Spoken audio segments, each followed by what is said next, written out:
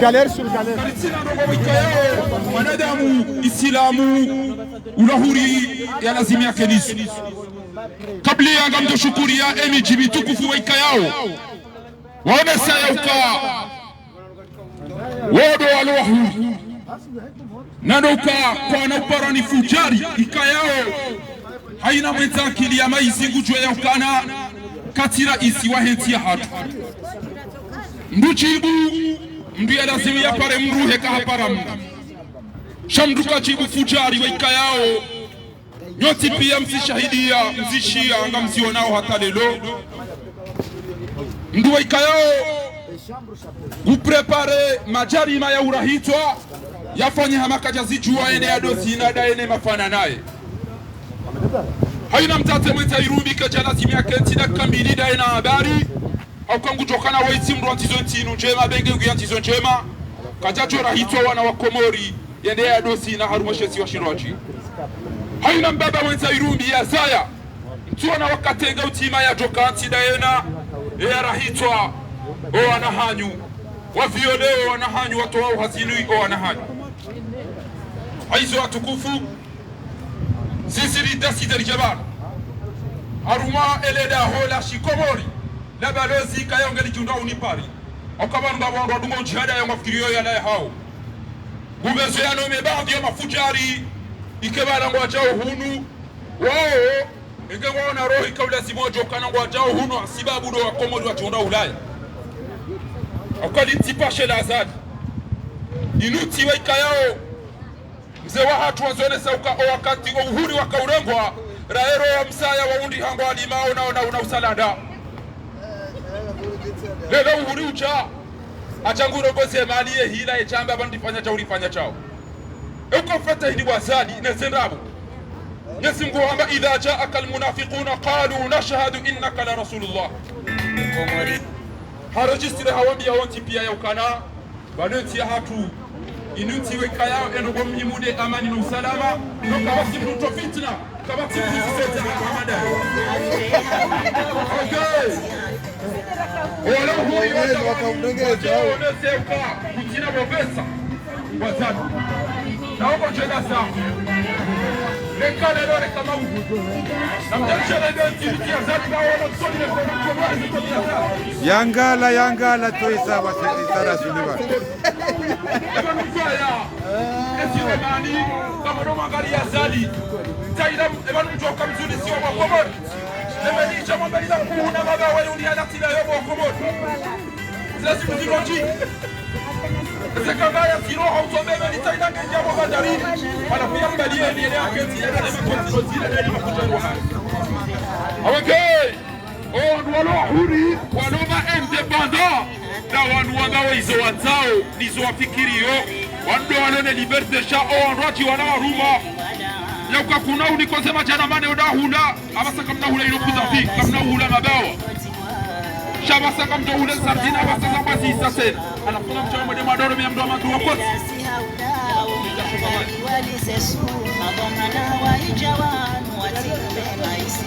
awangei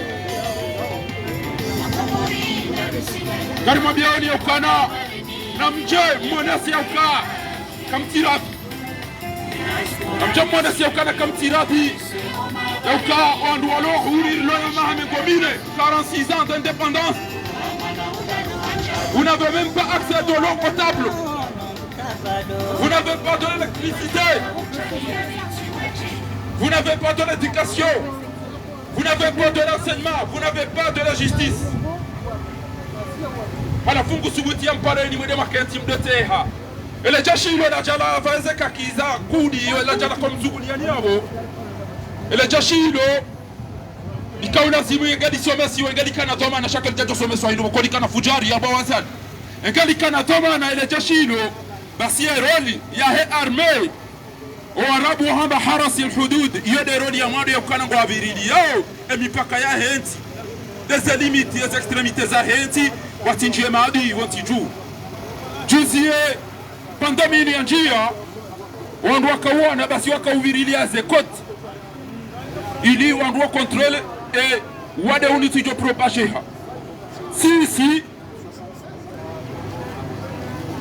ele jeshi la hatu la pangoni ya zali wa ujamna jeshi mtima basi wa uzodungoni wa balambio pia wande walala mengoni mauduo fujari ulonenti yo abasayi jeshi ilo uvirilia eze mumtalakati eze idara eze societe d'etat ngamono zoti piange tungo utamdo zina komploza hao ngwano wazitamdo jeshi ilo uvirilia o anati ne madhamana basela hatu lo ujadilora wandu hita shamba jeshi ya Komori hiyo erodia hao waisawa kauhama bahaba doto isha ukalenda holila besengabo manga ya chahula wade wa maudu wa zingare mdu wade wa buweza firigo waneletiwa wade mituzi wahibe dhahabu ya wandu wadungo o wazari wa wandu wafanye zutobia za lingana nao ilati jeshi la ujadilo msuguliani hao ngenyi wanadamu mufti enda kaza kienda kanati za azali ikabidi mnongone umambia ukana wanuko sisio dhahabu mweza shonga bao na wanutambara mbeza kweli mufti wade arambia ukana wakuli alhaqu min rabbikum faman shaa falyu'min wa man shaa falyakfur mabeza kweli wa mufti wambia azali kazali wefujana wambia azali kabaza marifeteo 46 ans d'indépendance wa Komori kwatina mbama chiawiyeda wa Komori kwatina manje wa Komori kwatina mahakama kwatina msomo kwatina unono ebanu kwa fete hindi kairi waraka warumba rahane namna rilio ya basabazali abasata urongoa wa Komori kwa tusubiti warongoa sisi dorulo wahuri sisi rilao rino rambao izorifikirio Charito amba edambe jau edambe kasketi ya bleu na shati la bleu lanti wa azali jau dorongoa abonga jihamama robonga mtola kile amade bagari ya huila bana mtola kile mtola kile mbaki bamtuoda hakoti yuandu mdoda nyina azali alafunga mchao mwede mavaye mdofeti Samba ema aktora unema trisika yao wa uharumati wa ulemengu kamili wa usikinia wa uwakia watu Salimadi Amiri aparo hezi za Palestini ahezi za Mandela wandu pia kwa hezi zao eka kweli wandu mapatrioti wa uheziza waoneza ezijirio mtiju hao wandu pia watu ukazani kurodo naisha wa wahara wewe hujitoa hoda kwa tosifu wazali kwa samra shaa kawe na haki mwaja na mitiro ishiri ya majimbo gejuiza abasa miushiri ya kasida na Qur'ani engetika ushiri ya tijozi ya kotamba abasa kutina rogo kati utuenda biyo mahala azali ya liyo kutushindo elewa ya ukana azali ilo fujari kama tiutuzijuwa kwa samra wewe mdu mtati ya kaula simu uone hamada kazo kaula mana Zanoko hizo ikaula simu ubo samra uhisi o binadamu ukana o androume wahao wa ulo wafu o anaho watola muhazini ola mwanaho faina njuwaho uono eza mpunda ikaula simu mramada weu pange machimo wambe mahakama kaenda huu mahakama kaenda huu na sijirio shauda za eka kutuya ziza azali wende wahime urengene chimbo la taifa ilo nipangwa ni wanadamu wakausikini enti wakana irubi na murashele mari Mahamudu Nzuwadi yaka uweze machimbo ya husu uhuri nenamna ya onduka nati kujitoka basi mdusubuti bahari ya riwado shiri wa wadau ziliza wa handu basi wende mova wende awasi na usina ikauna simuka na ubinadamu wema na msha Isilamu wema na msha Mkomori Komori yanga misiwa panga bainga chimbobo wana hema bawa vo weya tawa mtoto wangu tukaula hidini shanga nina hakibe mafujari wa mdada nina o emisada ya mbao emireti wa ibe hao mezeti ziraji wa unoteshe yao wadunga inao besa ufilme wadunga wa mama journalist ubeidi tuwe ya jaya wadude wadunga wa mama journalist wadau ufilme uka wacha misada tainu ya la katwari wacha misada tainu ya la emireti wacha misada tainu emisada yonki yoda ila misada ya azali tizamba قلت وأكررها مرة أخرى أنها نحن الآن في سفارة جزر الخمر بمدينة باريس لتنديد بدلنا نحتفل لعيد استقلال السادس والأربعين بجزر الخمر لكن بالأسف الشديد ukayabo haja jila Marseille kajawa yaona manifestation نحن محزونين لما يجري في جزر amma القمر hajila pari na لأن ndio الآن huni لا hajapari يوجد في جزر hao القمر ya ujari لا ngali ماء yaone izo ولا renda uzifanya كهرباء ولا التعليم ولا wananyasi. التربية ولا mwongozi wa المحكمة siasa au kasi ya saila ولا في مجال الصحة yoto لا journalist يوجد kutoka siasa شيء لما komori kamtu يجب jo hamba hizo لأي manzo بني آدم الآن wananyasi فقلنا لكم Umendi أن mshangavu. مساعدتكم لا komori تصلوا kamtu شعب kamtu jo القمر sibuti mwambe hizo manzo mwambe لكن ni ambe hizo هذا manzo yambe mtu الصالح afungo kuja hunu عثمان غزال kutina risk هو الذي يأخذه Jokayons. مع زوجته ngojo jo dia Macron الفاجرة uweza mwehe ntibonti za uti mje physique sham jia harmwe politique ya كيف تجرؤون mwana وتقولون tete أنكم biza za تحبون ya جزر ndao القمر unofungo unonwa ndongo وتبقوا tango ndo monde مساعدات anganu ababo وتعلمون ajabanu أن مساعداتكم jo mbe mwana wangu يذهب إلى kompasa هؤلاء public المجرمين ngojo فقط fungwa simu au dukuliwa bai shapo nofungwa يحترم madi إرادة شعب جزر Yeah. القمر maelezo يا ya دول nini العربية ngojo kushinda uelezo wa Komoro zenongo wajawazi hudura Faransa Respectez nini les ndo harumwe choix fete des Comoriens. nationale hatusha Komoro Les Comoriens ndio harumwe ambassade de Komoro On dit que Mwananyasi, Azali n'est pas leur président. journaliste Et celui qui aime les Comores wa mda bahati doit lazima respecter rimu mbabi ula le choix des Comoriens. kanga bo question dio uziso mkanbara Et vous devrez savoir que vos aides se dirigent directement chez Azali et sa femme criminelle.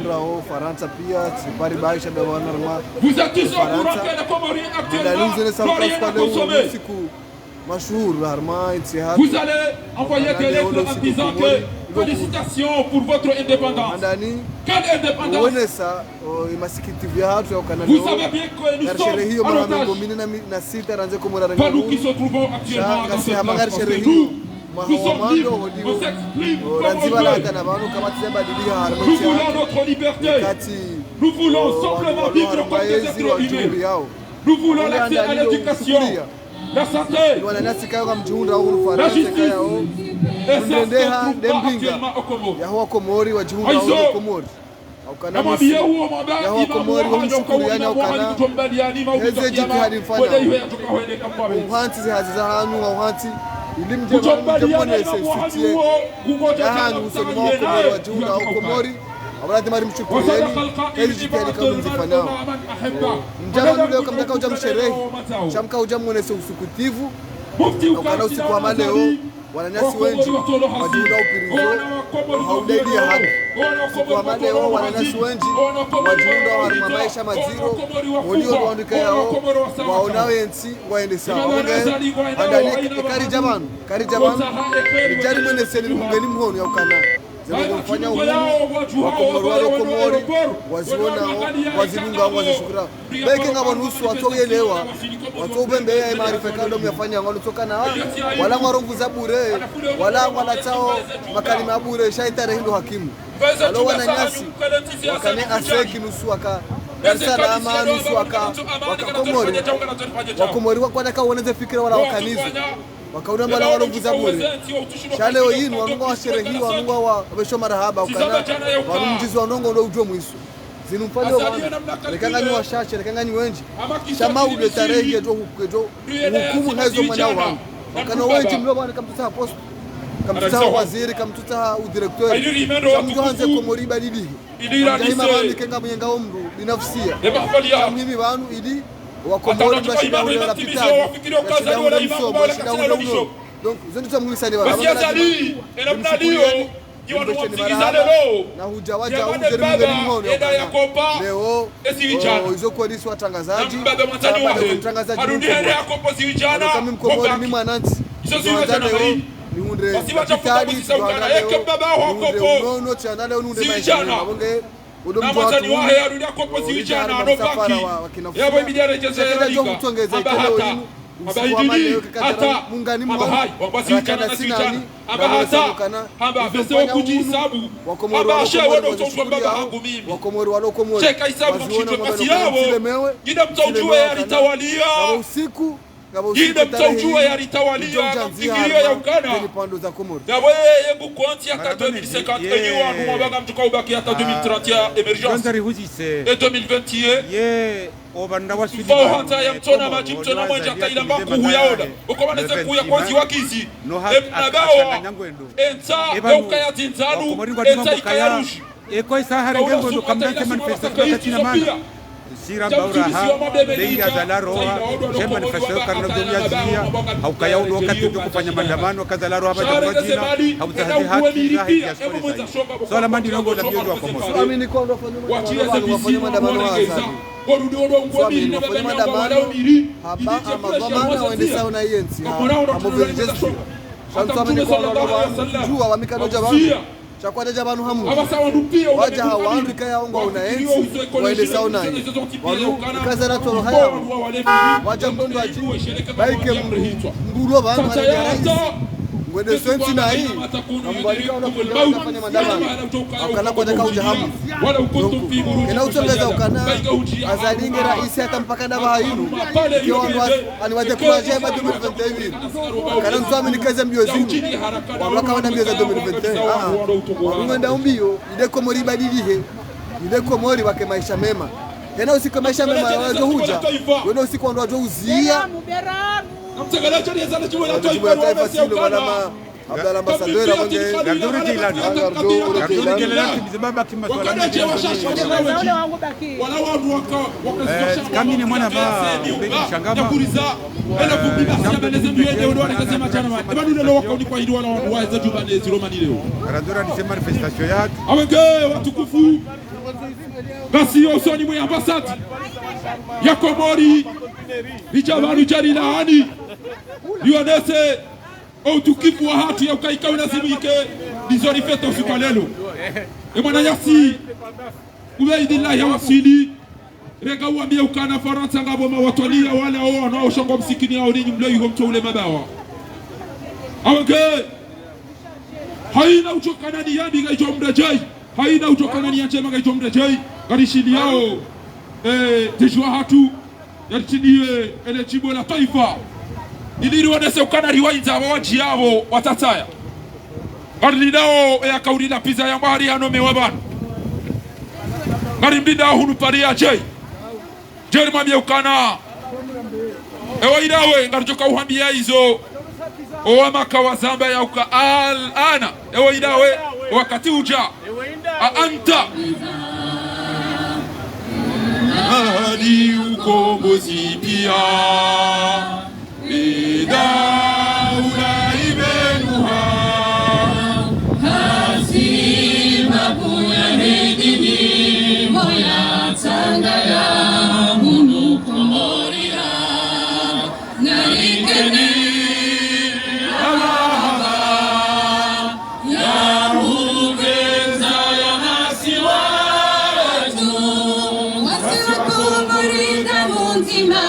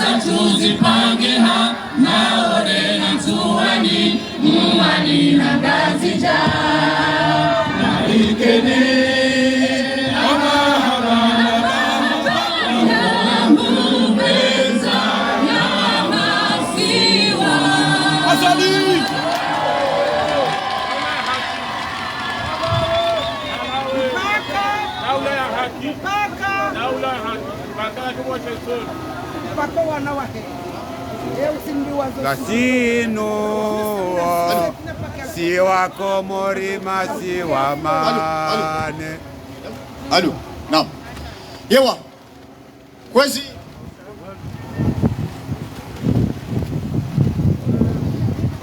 Kwezi tengo jitukufu mahudhuria harima ya plasi vitukufu inu karimu ambasadi ya Komori huru Paris kwezi wa Komori mdudungao haina bahanu ikaondo mlio. Assalamu alaikum wa rahmatullahi ta'ala wa barakatuh. Hadani no wana saukaibana majinu ikabidi andasiwa ne Manyasi mtukufu Manyasi Ader wa imaha udhri wa hazi katibanu yonde maana rarenga idaraki ya humra plasi banu leo kwezi rihondana hatilaf tekniki za ujua ikema damanu ya andisa la huda bosana ne rafikiana wa imanga jo sana ri accelere ya barnamaji ili wanura previ warongwe pia wajiwarongowe insha Allah. Wa Komori hamade na mnamjuao leo tarehe 6 ya mwezi wa Juillet mwezi na 21 garfanyao mahamengo mirandaru mahamengo mine na mirandaru rangu ya Komori rarenga uhuru yani le 6 juillet 1975 panza jinjini vili bohari yabo wa Komori wajibi wao borarenga uhuru shawa Komori ngwasikiti hawa yena mnensi hatu yende siwa atajerhonde banu haizo ya barnamaji bali ya jamanu ngiona diskuru ndaru muhimu ya hadani ngarjo wanesa ya bila ya mahamengo mine na mirandaru ya uhuria baada ya bonga ngarjo wanesa inurambao de mahakume na mili ikao diktator Colonel Azali Asmani hahunruwe shabaha shau urenga ya makazi harmai Komor garjuwa bahanu ya ihondresa wa ima garjo wanesa tena temu ya raru na inu anruwa bao mahadisi ya hao naone kriminali diktator Azali Asmani garjo wanesa baungu ya raai ya husule suala hilo amungo kwezi hautahari tirenge wakati mwinji haku garjo para wachauka na diwaza garjo soma hama kawaida ya listi yaho maotaji ikawe makatianu wajiundrao harumazela joliza diktator Azali Asmani haizo garjo heneno para ya Manyasi Yunus Asani yekaange harumaza mimbari zinu banu yari honda banu yakabidi yaritole ya diskuru ya handani hatu wa ima hakada ina sibanu haroha haudhuri wa shikawaida wa shibinadamu na makatianu karna uleta wakati garjo utaha ya Manyasi Dr. Halid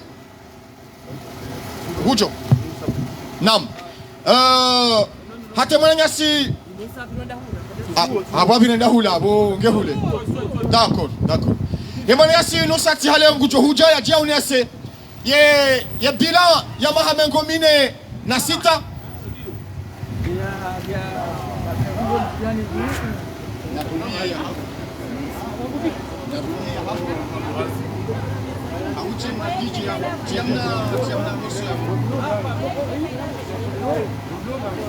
Nam ata yunusajo kahujanga jo ushashe barnamaji ngaju teneza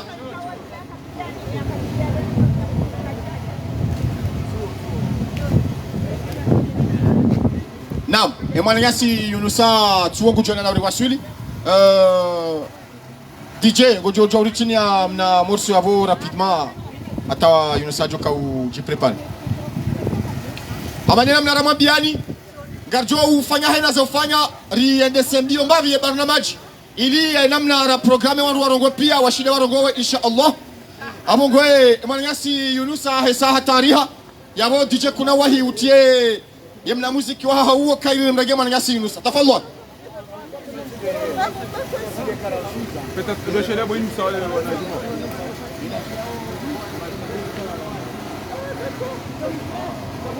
narimdunge na gungu rimfulie mawe munchini hatu kozili kutilie mveni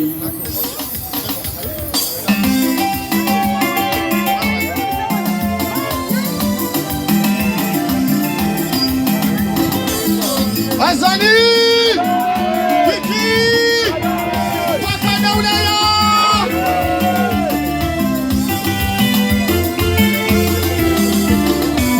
Assalamu alaikum shalo aloma isilamu ranzo dauda ya haki diaspora litilemewe rilike huo wazaze wenzahirumisha heti wajuhe walikombowe Komori hakika kweni wazili unai waritende ya kweni waruma unai sinami wazionao hao bozendao arife hao libone yonsi aferi yao Makomori na Rusi awinchi homa barani Iwani ya daula yaki Diaspora witile mewe Raise homa barani Raisari wa shangaza Mama na udano hajaruku Mtango walonu ono mtango Azali! Iki! Saidia!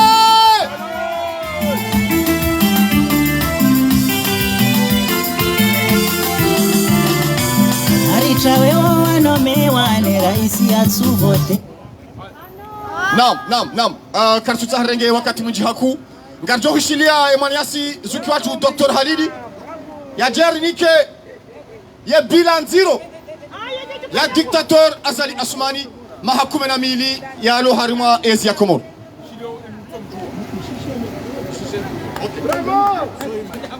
Applaudissez. Assalamu alaikum. Gamjua ukaya ebila ya Azali ya mahakume na mili yo bila ya njia shonga. Azali harenge enti hakudeta armama hamili geaka huja ya votewa rangu 2002 hata 2006 Buhari yabo katina yafanya itosi lokaya habala dharuba hajapwaza nyumba zakao votiju hajikamilisha zemali za enti hanyisa no wana ne waduze no wanzani wahe Azali katina mbandongo yafanya votiju katina mbandongo yatosaidia hata Azali aja avotewa 2016 hafanya mine yorika hamba tena ngudofanya mbandongo katina yafanya abaha 2016 on a 2021 hambari bala avotewa sharangu 2019 ngamjokaya katina mbandongo yafanya itosido nje za zebei ze heni mbandongo leone ze kirtasi zo mala zo wandwa nzo apashie ze passport izo zonti pia azenjeza na monosho ngahe atosubuti hati ye vaccin ye ze passport ze vaccin guzizo asa euro na bwar mwe euro baraka tsunjwe kelizi joka uwe wandwa joka usifanya aibu halisi ajindahu ebongolena monekaya Azali mruashonga hangamizo wanadamu akahula hawaua pia hawafungu katina mbandongo yafanya mono marais wahenti wakahula ngozi fungoni hata haba ema vice president de keli hiyo ema ministre de hali yotena leo siku jaleo baka fete independence uandwa wao watoko malahoni hao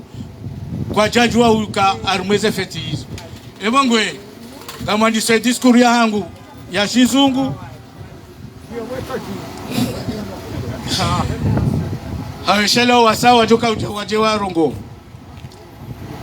Chers compatriotes, mesdames, messieurs, chers camarades de lutte, assalamu alaikum. En ce jour de 6 juillet, date qui marque l'indépendance de notre pays, jour de fête dans nos têtes, mais permettez-moi de même de vous dire à quel point nous sommes en même temps amers. Comment fêter une journée aussi importante avec tous les mauvais souvenirs que nous avons cumulés depuis l'arrivée d'Azali au pouvoir?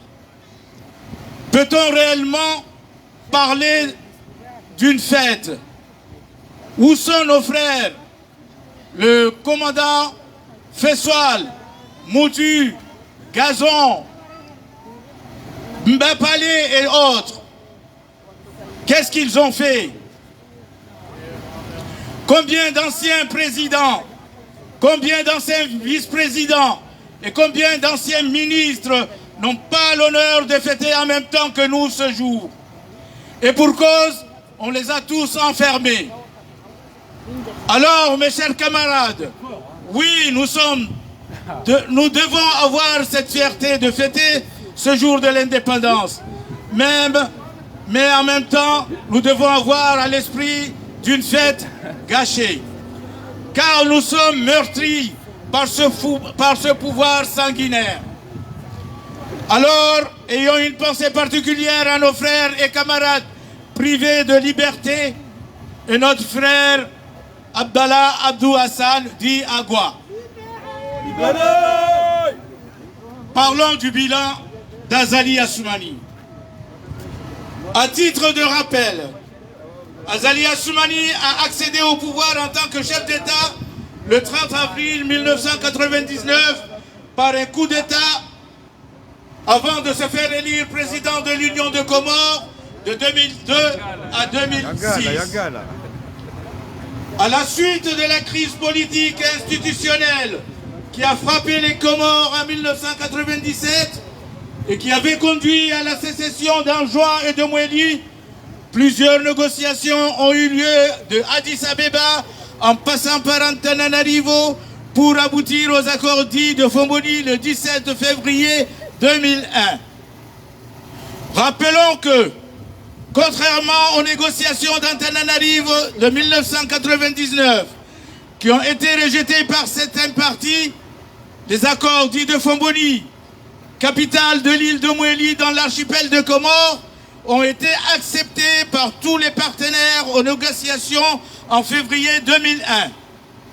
Ces accords sont le fruit de longues négociations inclusives qui ont regroupé plusieurs structures politiques et civiles nationales et internationales. Les modalités ont été acceptées par tous, notamment par les Anjouanais, les Mouéliens, les Grands Comoriens et les représentants de la communauté internationale, toutes tendances confondues. Ces accords ont plébiscité par référendum dans chacune des îles pour aboutir à l'adoption d'une loi fondamentale instituant un nouvel ensemble appelé l'Union des Comores. Le référendum a eu lieu le 23 décembre 2001 et le nouvel État est créé. C'est dans ces circonstances que le colonel Azali Assoumani s'est fait élire en 2002 président de l'Union des Comores. Il a passé au total 7 ans au pouvoir avant d'y revenir en 2016. Jusqu'à aujourd'hui, il a lui seul totalisé 12 ans à la tête de notre pays. Le bilan de son premier mandat est très connu par tous.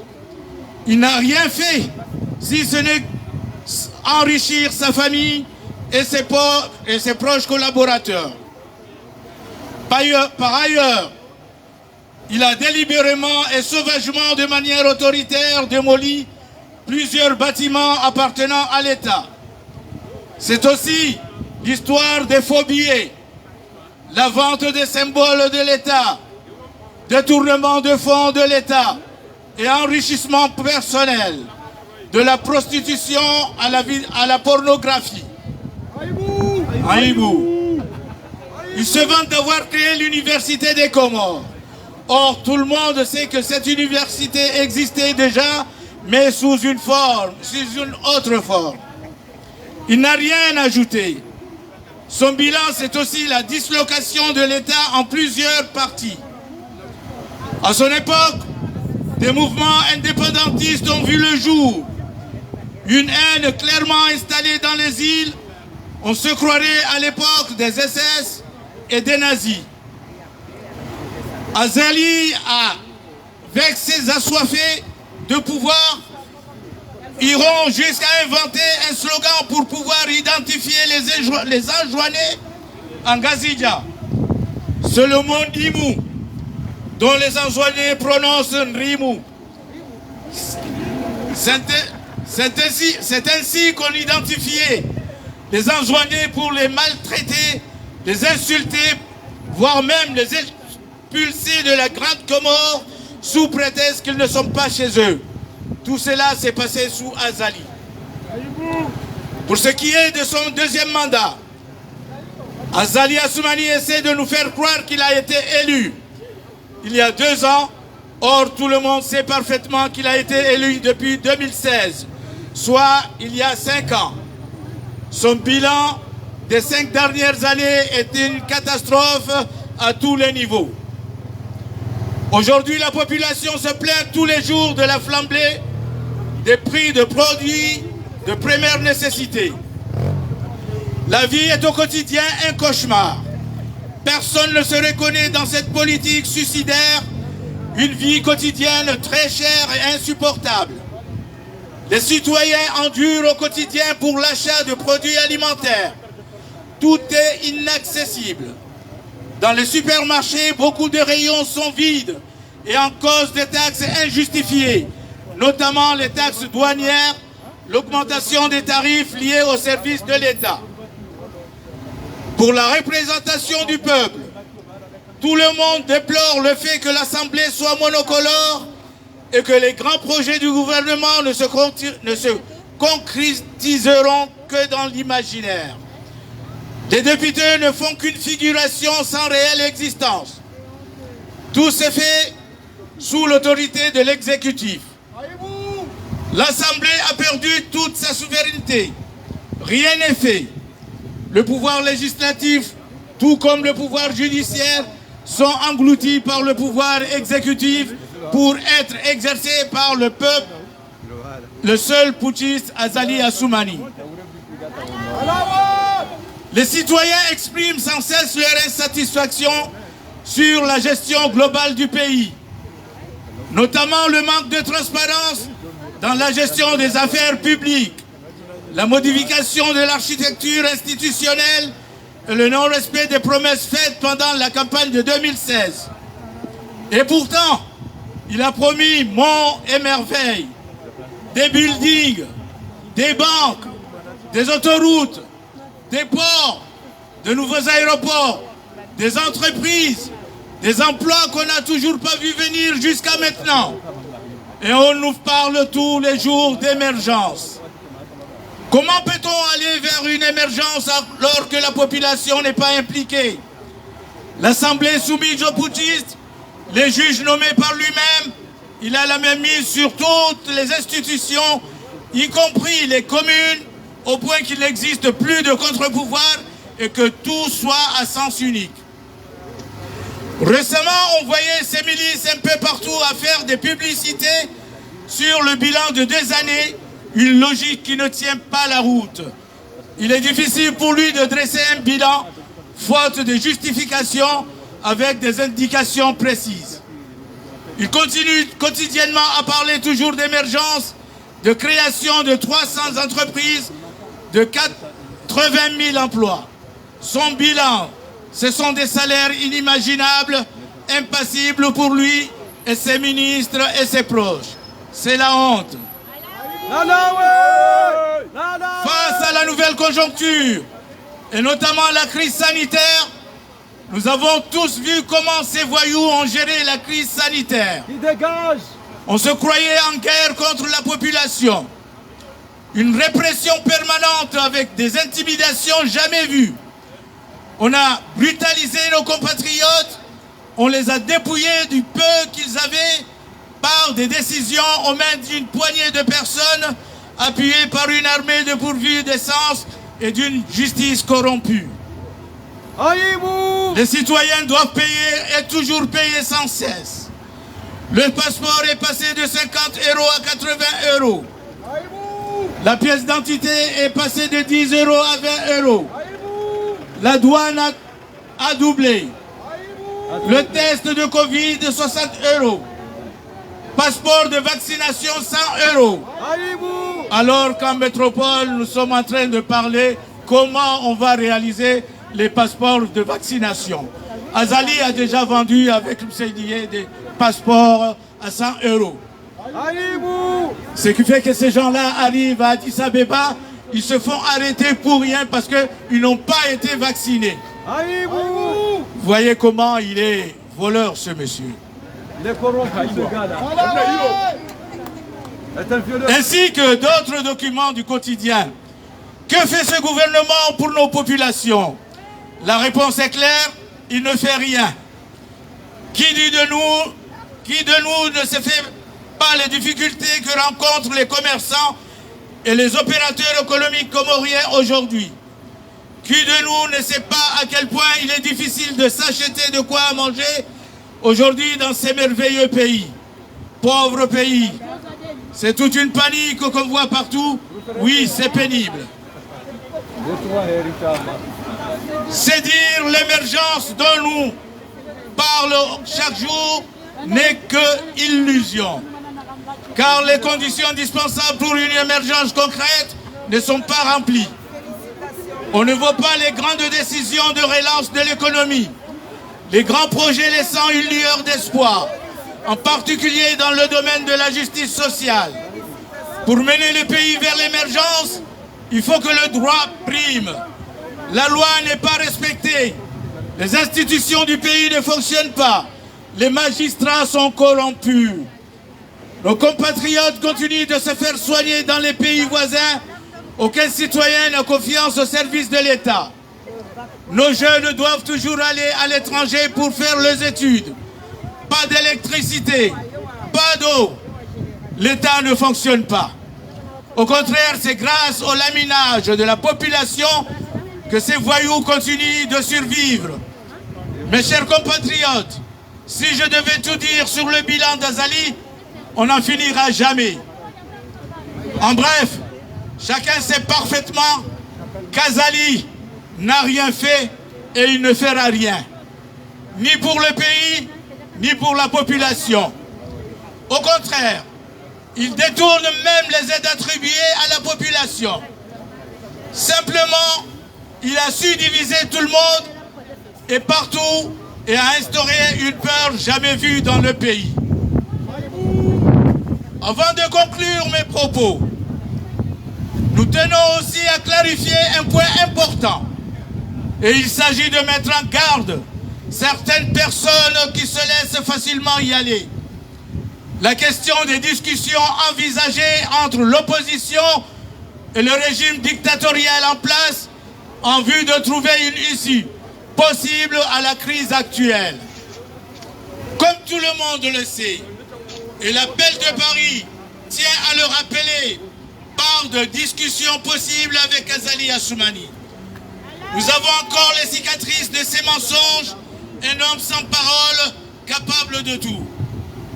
Pour qu'un dialogue soit possible, nos conditions sont claires. Libération de tous les prisonniers politiques. Un dialogue hors territoire national avec la participation de toutes les différentes sensibilités et la structure, y compris la diaspora et les collectifs, surtout en France, qu'il faut qu'ils participent. Un dialogue sous les auspices de la communauté internationale. Et bien évidemment l'absence totale de Azali Assoumani au pouvoir, car il est illégitime, et de son agent double, M. Bolero. En conclusion, nous sommes confrontés à une émergence des crimes, des délits, de l'injustice, de la corruption, de l'abandon de l'État, des viols, et en particulier des viols des enfants, de la terreur, bref, d'une régression politique, économique, sociale et institutionnelle. Voilà en quoi ressemble le bilan de Azali Assoumani, mes camarades de lutte. Merci.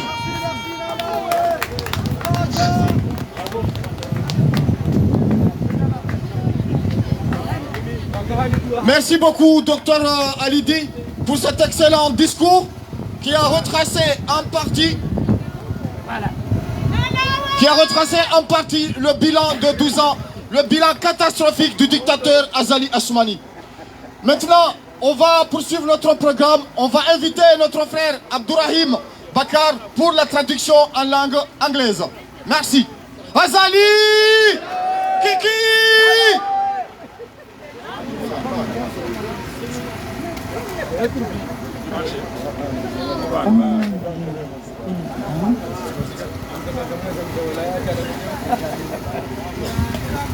Dear compatriots, ladies and gentlemen, dear comrades in the struggle, Assalamu alaikum wa rahmatullahi wa barakatuh. On this day, July the 6th, the date that marks the independence of our country, a day of a celebration. But how do we celebrate such an important day with all the bad memories that we have accumulated since the arrival of Azali Assoumani in power? Can we really celebrate? Where are our brothers, Mutu, Faisal, Gazon, Bapale, and the others? What did they do? How many former presidents, former vice presidents, and former ministers do not have the honor of celebrating this day with us? And for a good reason. They have all been locked up.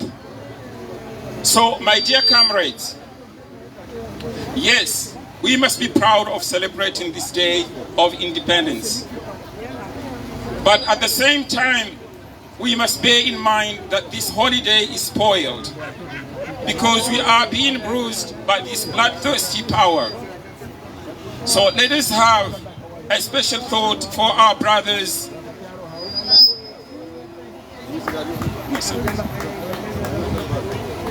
So let us have a special thought for our brothers and comrades deprived of freedom. And our brother Abdallah Abdul Hassan, known as Agua. Let us talk about Azali Assoumani's record. As a reminder, Azali Assoumani came to power on April the 30th, 1999, through a coup d'etat before being elected president of the Union of the Comoros from 2002 to 2006. Following the political and institutional crisis that hit the Comoros in 1997 and that led the secession of Anjouan and Moheli, several negotiations took place in Addis Ababa via Antananarivo to reach the so-called Fomboni Agreements on the 17th of February 2001. It should be recalled that unlike the Antananarivo negotiations were accepted by all the rejected, it should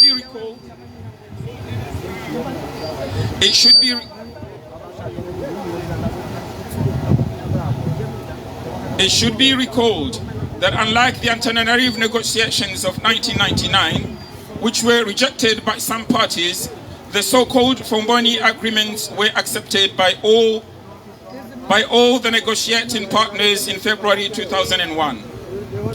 These agreements are the results of lengthy inclusive negotiations that have brought together several national and international political and civil structures. The modalities have been accepted by all Comorians and representatives of the international community, regardless of their political affiliation. These agreements were approved by referendum in each of the islands, leading to the adoption of a basic law, establishment and a new entity called the Union of Comoros. The referendum was held on the 23rd of December 2001 and the new state was created. It was in these circumstances that Colonel Azali Assoumani was elected president of the Union of the Comoros in 2002. He spent a total of 7 years in power before returning in 2016. Until today, he alone has spent 12 years at the head of our country. The record of his first mandate is well known by all. He did nothing except enrich his family and close collaborators. In addition, he deliberately and savagely demolished several buildings belonging to the state.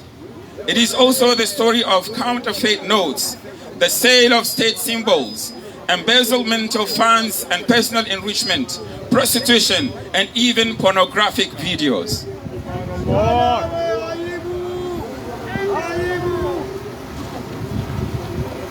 He claims to have created the University of the Comoros. Everyone knows that this university already existed, but in different form. He did not add anything whatsoever. His record is also the dislocation of all the states into several parts. In this time, independence movements emerged. A hatred clearly installed in the islands. It is like the SS in the Nazi era. Azali, with his power-hungry followers, will go so far as to invent a slogan to identify the Anjouanese in Gazija. It is the word Dimu, of which the Anjouanese pronounce Dimu. This is how the Anjouanese were identified, to mistreat them, insult them, or even expel them from Gazija under the pretext that they are not at home. As for his second term, Azali Assoumani is trying to make us believe that he was elected 2 years ago. But everyone knows perfectly well that he was elected in 2016. His record over the last 5 years is a disaster at all levels. Today, the population complains about the soaring prices of basic necessities. Every day, life is a nightmare. Everything is inaccessible. In supermarkets, many shelves are empty due to unjustified taxes, including customs duties, the increase in tariffs related to state services. As far as the representation of the people is concerned, everyone deplores the fact that the assembly is one color and that the government's major projects will only be realized in the imagination. The members of parliament are just figurehead with no real existence. Everything is done under the authority of the executive. The assembly has lost all its sovereignty. Nothing is done. The legislative power as well as the judicial power have been swallowed up by the executive power exercised by the putschist Azali Assoumani alone. Citizens are constantly expressing their dissatisfaction with the overall management of the country. These include the lack of transparency in the management of public affairs, the modification of the institutional architecture, and the non-fulfillment of promises made during the 2016 campaign.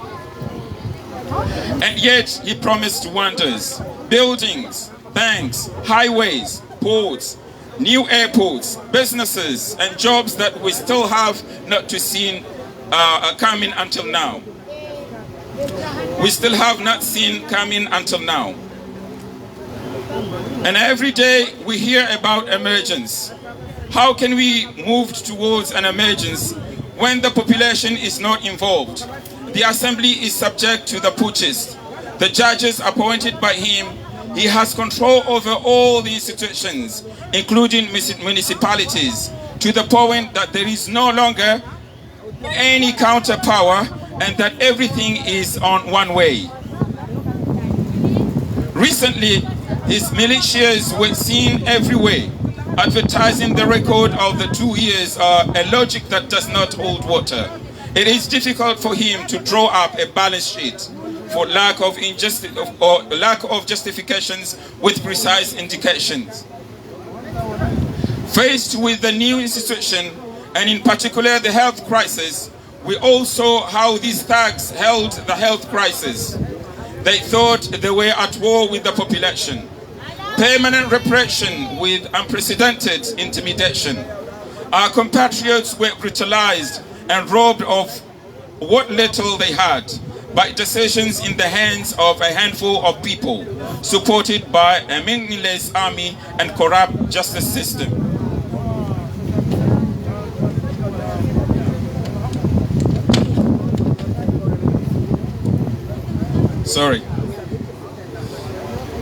Citizens have to pay. and pay again and again. The passport went from 50 euros to 80 euros. The ID went from 10 euros to 20 euros. Customs doubled. COVID test, 60 euros. Vaccination passport, 100 euros, which has not yet been established anywhere else. As well as other daily documents. What does this government do for our people? The answer is clear. It does nothing. Absolutely nothing. In other words, the emergence that we are told about every day is only an illusion, because the essential conditions for concrete emergence are not fulfilled. We do not see the major decisions to revive the economy, the major projects that leave a glimmer of hope, particularly in the area of social justice. In order to lead the country towards emergence, the law must prevail. The law is not respected at all. The country's institutions are not functioning. The magistrates are corrupt. Our compatriots continue to seek treatment in neighboring countries. No citizen has confidence in the state services. Our young people still have to go abroad to study. No electricity, no water, nothing. The state does not function. On the contrary, it is thanks to the reduction of the population that these thugs continue to survive. My fellow citizens, if I were to say everything about Azali's record, then we will never finish. In short, everyone knows perfectly well that Azali is doing nothing and has done nothing, neither for the country nor for the people. The question of the discussions envisaged between the opposition and the dictatorial regime in place with a view to finding a possible way out of the current crisis. As everyone knows, the movement Appel de Paris would like to point out there is no discussion possible with Azali Assoumani. For a dialogue to be possible, our conditions are clear. Release all political prisoners. A dialogue outside the national territory with the participation of all the different sensitivities and structures, including the diaspora and in particular the collectives. A dialogue under the auspices of the international community. And of course, the total absence of Azali Assoumani in power, because he's illegitimate and he's double agent Mr. Bolero.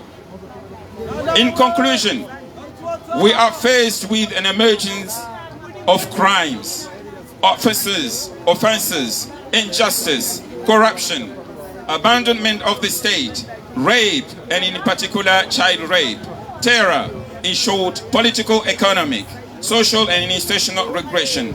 This is what Azali Assoumani's records looks like. Thank you very much.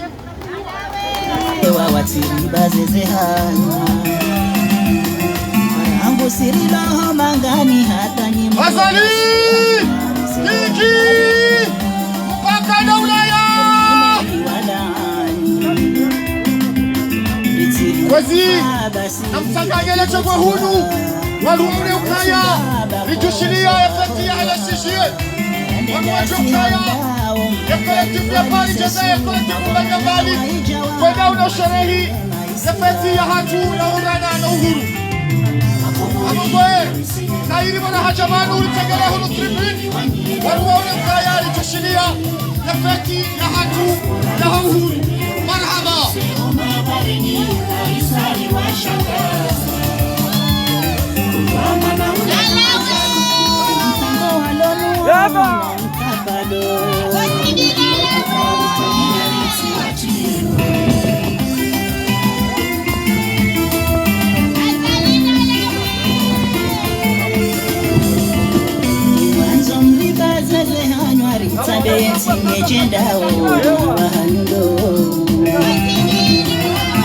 Karizina kati ya uruzo mafanya kizogo mkomori kajafe matso Yedunaya hanyo mabare Shikirati ya bawe Dadini wachwa hivi Nakune aeziri lo haruma umizi Mikono tulize mishahara, tarehe ndo hakimu yetu hukumu. Wakomori na Rusie na winchi wa mabarini liwanie daula ya haki.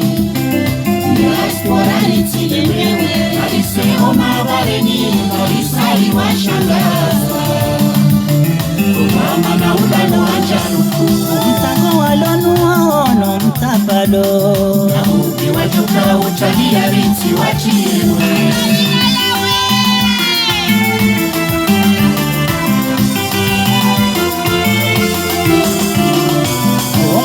Rumani ezi zingiza kaza kifujari noko ya dori harau. Zimunde za tongaye mwananti ya tona hata masitehi na nigoma baruzuli. Kamjaja mjihunte tinde raisi oye tinde mawakala tinde mawaziri oye onti washiwala. Miezi ya malariba ndo warimila hashari bambula lingana na nyindele gungula la aswiri. Wakomori na Rusie na winchi wa mabarini liwanie daula ya haki. Diaspora nitilemewe kabise wa mabarini kabisa iwashangaza. Kumama na ulano ajaruku mtango walonu waono mtapalo na ubi wajuka wachalia rinti wachiwe.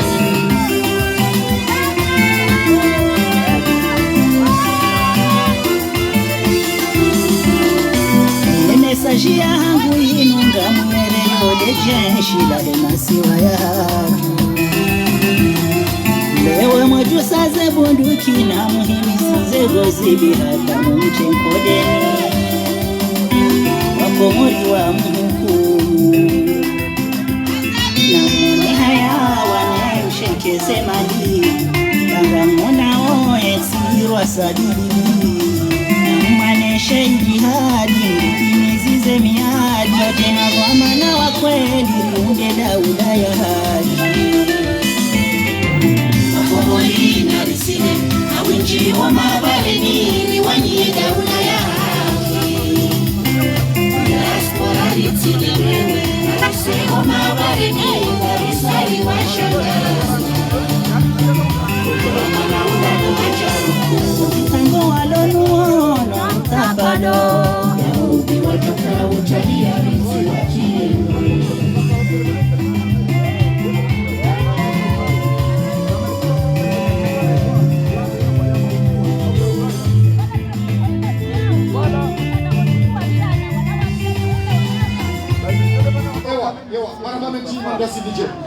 Kartu la tabakati ngatu parai monesi yusa ya jamii kele diskuru panamana ya hai karim au kaya programu ngena na uzibia waraka wanda wajibani wahisawa washuni narelene barnamaji. Marhaba garza hao daula ya haki harmaiti ya Komoro. Amina. Daula ya haki ndio rihutajia wasi wa Komoro.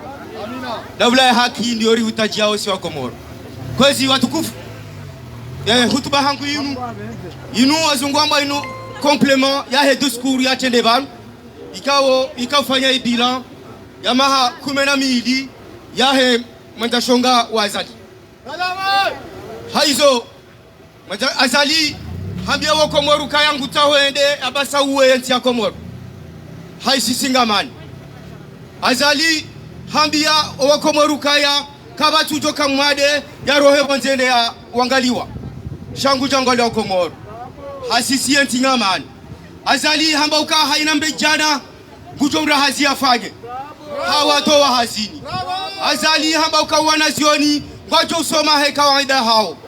Izo zonti pia izo zondabo.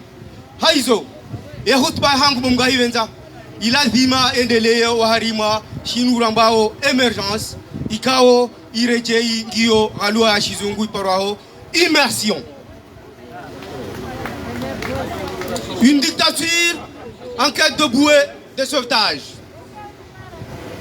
Encore une fois, le 24 juin, le tribunal de Moroni a confirmé son image de justice aux ordres d'un pouvoir dictatorial en prononçant des peines de 2 à 5 ans d'emprisonnement contre les responsables des mouvements politiques et de la société civile, accusés de tentatives de déstabilisation du pays pour avoir juste eu une intention d'user de droits constitutionnels d'expression et de manifester pour la défense de l'état de droit. Au-delà d'un système cynique au service d'un homme et son clan qui joue au pompier pyromane, à travers l'incessant complot imaginaire pour défendre, pour prétendre ensuite gracier ses propres victimes, ce propos visait à détourner l'opinion du marasme socio-économique et de la faillite morale d'un régime incapable d'assurer le minimum du quotidien à la population. En effet, face à une fiscalité arbitraire, les magasins affichent des étalages vides. Les commerçants ne commandent plus qu'au compte-gouttes. Les pêcheurs sont rationnés en carburant.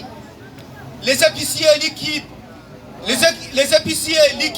les conserves de sardines et de prix flambent sur le marché.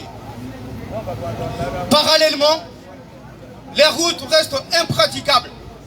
Les écoles primaires manquent d'enseignants dans un pays où déjà 22 000 enfants ne sont plus scolarisés. Au même moment, le pouvoir cache à la population que la dette de l'État a atteint les 120 milliards de francs comoriens, bien qu'il a reçu en héritage l'achèvement de l'initiative en faveur de pays pauvres très endettés, c'est-à-dire le fameux IPPTE, et qu'il continue à bénéficier du programme de citoyenneté économique, lequel fut prétexté pour emprisonner sans jugement son promoteur, le président Ahmed Abdallah Mohamed Sambi. Libéré! Tel est le bilan de 5 ans d'émergence chanté et rechanté à tue-tête. C'est dans un tel contexte qu'un régime à bout de souffle s'accroche au pouvoir en violation de l'ordre constitutionnel issu de l'accord cadre de réconciliation nationale. C'est dans cette même optique de mépris d'une population embarquée vers l'immersion que les habituels aventuriers et les autres marchands d'illusions du régime tentent de reprendre le service pour se positionner en médiateur de la République dont ils se moquent comme d'une guigne par le non-respect des normes institutionnelles et de la répression permanente des citoyens. Pour leur part, les différentes organisations regroupées au sein des forces vives ne peuvent que rappeler leur attachement non négociable à l'ordre constitutionnel, notamment la présidence tournant en juin 2021 et Moali 2026, l'autonomie des îles et la bonne gouvernance. C'est pourquoi, d'une part, notre diaspora n'accorde aucun intérêt aux supputations d'un quelconque dialogue intercomorien et invite tout citoyen à choisir son camp entre la dictature et la défense de l'état de droit. D'autre part, notre diaspora demande à la communauté internationale, notamment l'UIA et l'OIF, de respecter et faire respecter toutes les signatures apposées sur l'accord de Fongoni le 17 février 2001. Enfin, les collectifs réaffirment que désormais, je le répète, désormais, tout plan de sortie de crise supervisé par la communauté internationale doit être précédé de la libération préalable de tous les prisonniers politiques et inclure les représentants des collectifs de la diaspora qui luttent pour un état de droit. C'est pour vous dire, il n'y a pas de dialogue sans la diaspora. Il n'y a pas de dialogue sans la diaspora. Il n'y a pas de dialogue sans la diaspora. La libération des otages. Vive, mes chers amis, vive le mouvement Daoula Haki, dans la sérénité et la persévérance. Vive l'humanité dans la paix, la liberté de l'état de droit. Vive les Comores indépendants. Azali, Nalawe, on ne veut plus d'Azali dans notre pays. On ne veut plus d'Azali dans notre pays. Nous voulons un peuple, un pays libre qui choisit son destin. Merci. Marhaba nchi mwananyasi nusa kabla ya para mwananyasi joka udunga banu garibe hawa message mbili muhimu na mweshele ukaya raba ukaya ya feti ya nesi singadi saule onga jo timizi ya dimanche jao ra place de la République ranguda bo safkare inshallah information ya saya dokaya riparsa habari za ukaya ya OIF Organisation Internationale de la Francophonie kwa joka henda Komori le 18 haizo gadora tahene ma autorité wa Faransa warinike manifestation ya Fomonti inshallah ridenonce ya passivité ya communauté internationale surtout de ya OIF kabla ya joroha henda Komori inshallah bongo namdori shilia ritahe autorisation yo le 17 rijari manifester karibu mwesiaji ya OIF hunu Faransa ya wakati yanu ya DJ Gujostami himbabi rahauti tie mna muziki yao s'il te plaît garjo para ya mwananyasi Abdullah Fef ikaonge na discours ya diskurio na buwe mashisha mwishie kujoja yari onese namna ikao yeti hatu mahamengo mine na sita yende na utafadiwa mwengo ni mweze nukta razipano jabali mwananyasi Abdullah Fef Ingo hiri lemewa batu Mimi hori dhulumu hatu Mwerigo haze haki zatu Shawe mao dhulumu ye masi Waetu wato watutu Boaru Watu patu Boa Watu patu Nalitolalilana Nuramba watile suala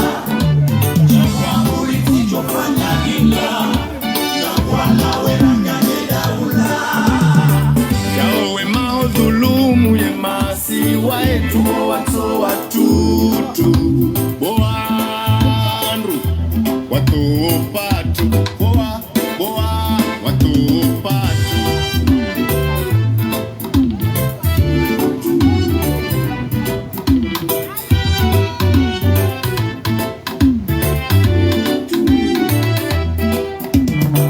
Zamani mifano yatu Na fulani hoposto hatu Mwirikala Komori hatu السلام عليكم ورحمة الله تعالى وبركاته. أعوذ بالله من الشيطان الرجيم. بسم الله الرحمن الرحيم. Vous savez qu'aujourd'hui on est mardi. Les Comoriens aiment bien travailler. Ici en France, on n'est jamais un jour de fête, le jour de l'indépendance des Comores. Chers camarades du mouvement de la résistance contre la dictature et pour un état de droit. En cette raison, en cette occasion solennelle des commémorations de la déclaration unilatérale de l'indépendance de l'archipel de Comores, notre pays auquel nous ne cessons de réaffirmer l'attachement chacune et chacun à sa manière, malgré l'éloignement, permettez-moi d'abord de vous renouveler les meilleurs vœux du collectif de Paris. Puisse le Tout-Puissant agréer nos prières ainsi que les espérances de l'hymne national que nous chantons chaque dimanche depuis plus de 130 semaines et le drapeau que nous agitons fièrement sur cette place symbolique dédiée à la République par ceux qui ont proclamé les droits de l'homme et du citoyen. Chers compatriotes, célébrer notre fête nationale pourrait être l'occasion de faire le bilan de plus de 150 ans de colonisation. Mais malheureusement, les conditions, les circonstances ne se prêtent point à cette exigence du travail historique pourtant nécessaire et souhaitable.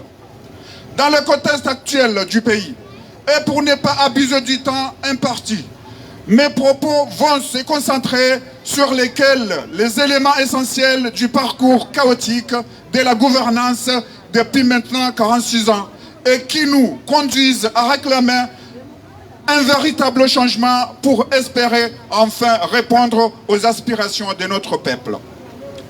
Avant tout, il conviendrait de rappeler que notre indépendance reste inachevée avec la question de l'île de Mayotte restée sous administration de la puissance coloniale, la France qui a voulu imposer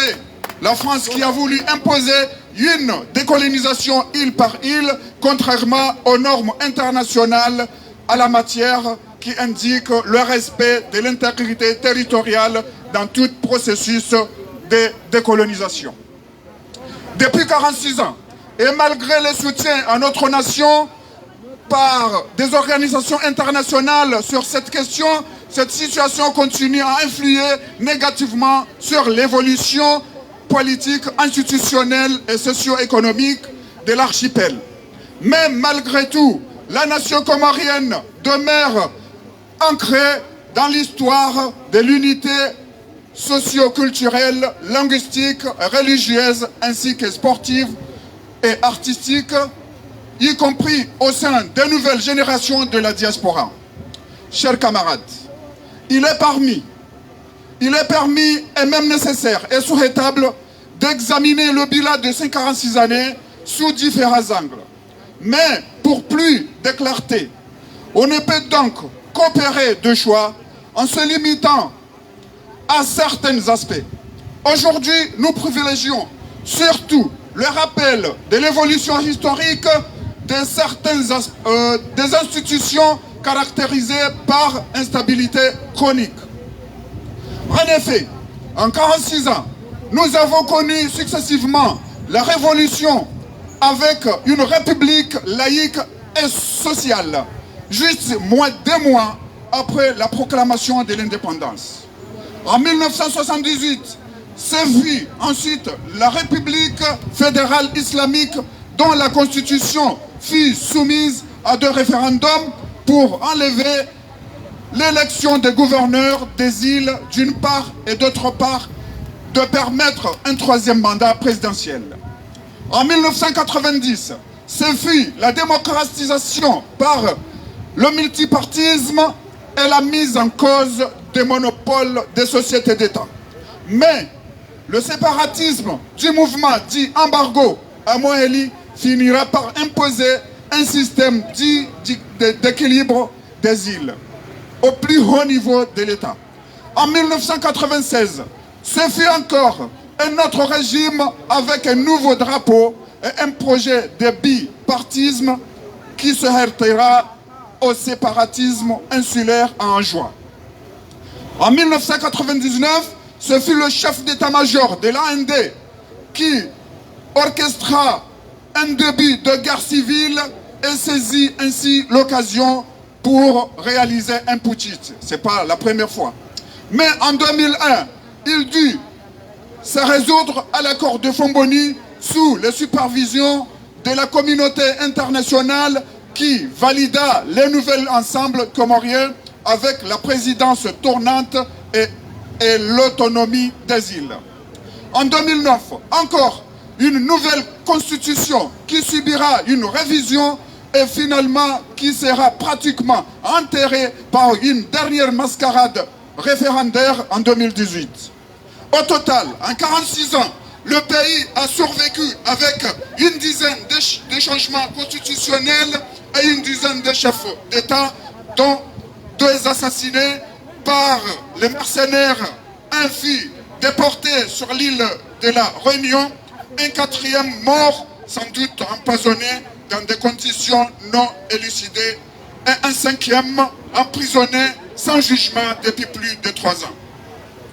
Soit statiquement en moyenne, un nouveau régime tous les 4 ans à 5 ans, avec 2 extrêmes, à savoir à peine 6 mois, plus pour le prince président Saïd Mohamed Jafar, et plus de 12 ans pour le colonel Azali Assoumani, qui a eu en plus de nombreuses années à la tête d'une armée de répression.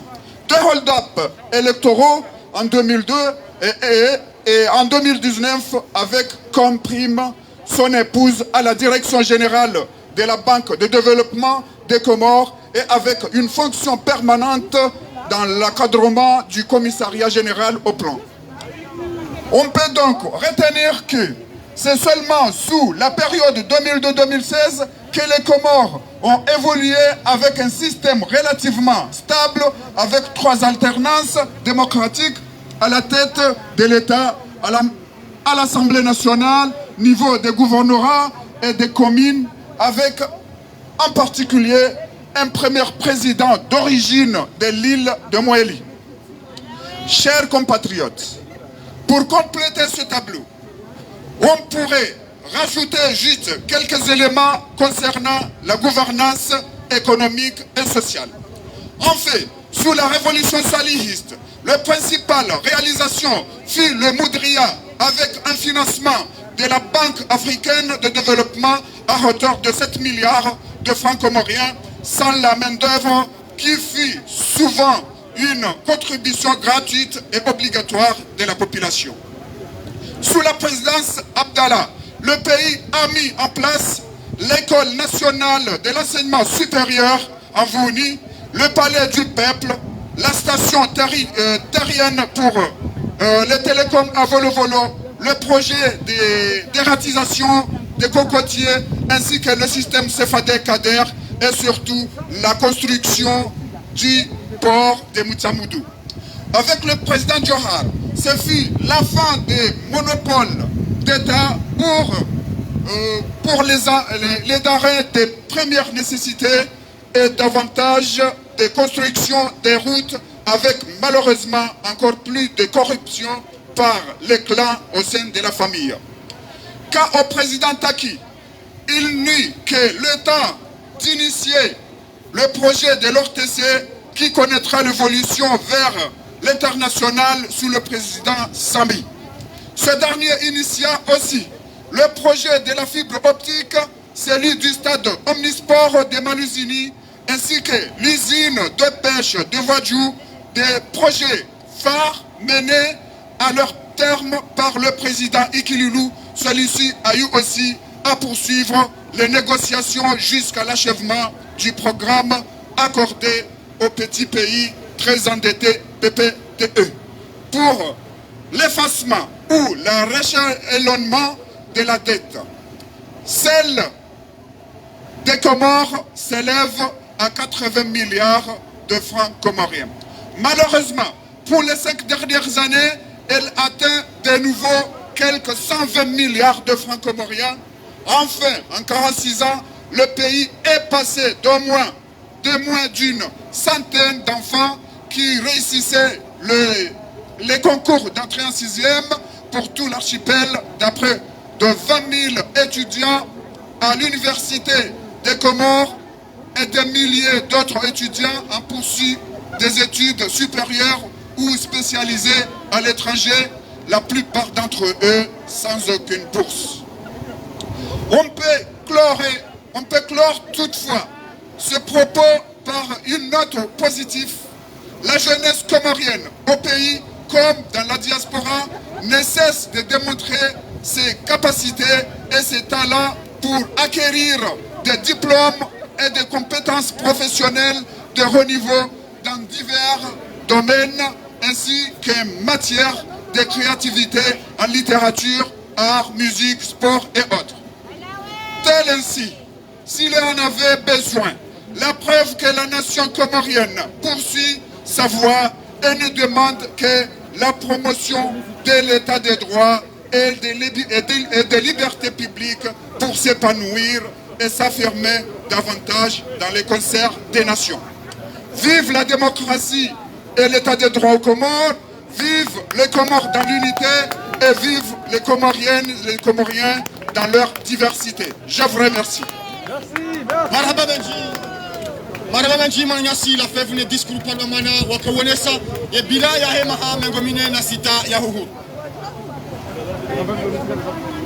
Makati anu ndani wayo gamjori samio kama kati usere kabisa garajori wahiri timize program gojo para ya mwanamshuhatu Fatima Usufa ya je asome ya listi ya hawa ndikao makati anu gajundao prise en otage harima et dictature ya colonel Azali Asmani ngajo mto hati hadi hapo inshallah.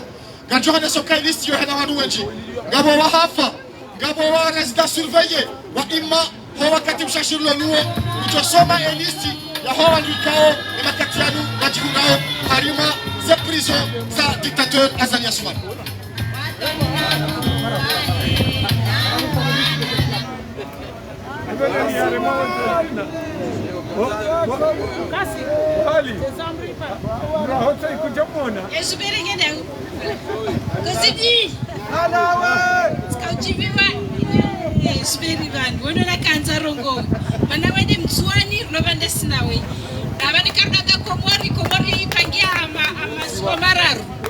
Abo Mali no Mararu Komori yo ya masoma Mararu Izwanza ai abo Nzwani ngabo Ngazija ngabo Mali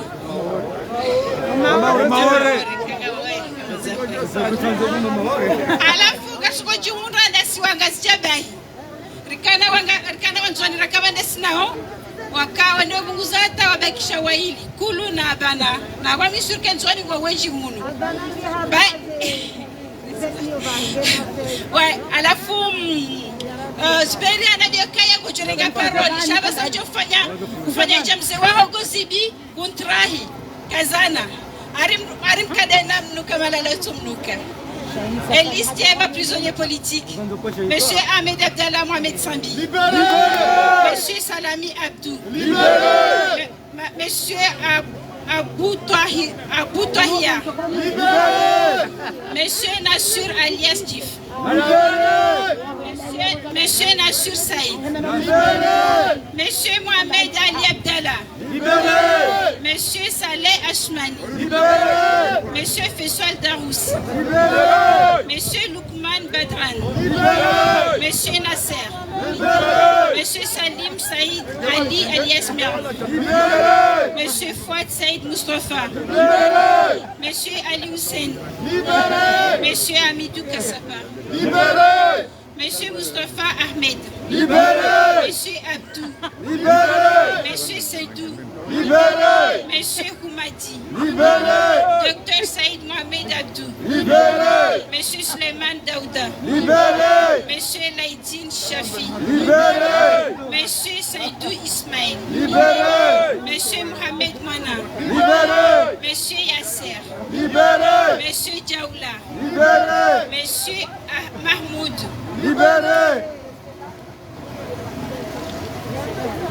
Monsieur Amboudi. Libéré. Monsieur Naïbou. Libéré. Monsieur Aha Kassima. Libéré. Monsieur Idriss Djabir. Libéré. Monsieur Zarkash. Libéré. Monsieur Yataga. Libéré. Monsieur Ansoudi. Libéré. Monsieur Mourtar. Libéré. Monsieur Ouzam Ahmed. Libéré. Monsieur Farid Ahmed. Libéré. Monsieur Atoumani Houmadi. Libéré. Monsieur Ahmed Abdou. Libéré. Monsieur Youssouf alias Makelele. Libéré. Monsieur Félicité El Hadj. Libéré. Monsieur Houmadi Saïd. Libéré. Monsieur Nadra Bakar. Libéré. Monsieur Gounou. Libéré. Monsieur Touafik. Libéré. Monsieur Yushao Khalifa. Libéré. Monsieur Mohamed Amir. Libéré. Monsieur Kamal. Libéré. Monsieur Charles Sengue. Libéré. Monsieur Fissol Darous. Libéré. Monsieur Fayad Halidi. Libéré. Monsieur Mohamed Saïda. Libéré. Libéré. Monsieur Abdourahman Mohamed. Libéré.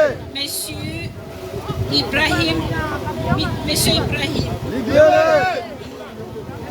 Monsieur Abdallah Abdou Hassan. Libéré. Libéré. Monsieur Youssouf Saïd. Libéré. Madame Sadikia Ahmed. Libéré. Libéré. Monsieur Issa Mohamed. Libéré. Monsieur Abbas. Libéré. Ibrahim Abdallah. Libéré. Monsieur Haji Sofaïn. Libéré. Monsieur Abdou Choukourou. Libéré. Monsieur Mourtar Baza. Libéré.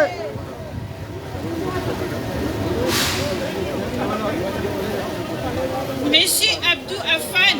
Libéré. Docteur Mohamed Sali. Libéré. Monsieur Mohamed Rabion. Libéré. Monsieur Ibrahim Mohamed. Libéré. Monsieur Mansab Ali Djaha. Libéré. Monsieur Oussam Hamidi. Libéré. Monsieur Alanik. Libéré. Monsieur Saïdou. Libéré. Monsieur Ahmada Moussa. Libéré. Monsieur Moussa. Libéré. Monsieur Soli Mohamed. Libéré. Monsieur Raïs Mohamed. Libéré. Monsieur Ramzi Ahmed. Libéré. Monsieur Mustafa. Libéré. Gavano saya ra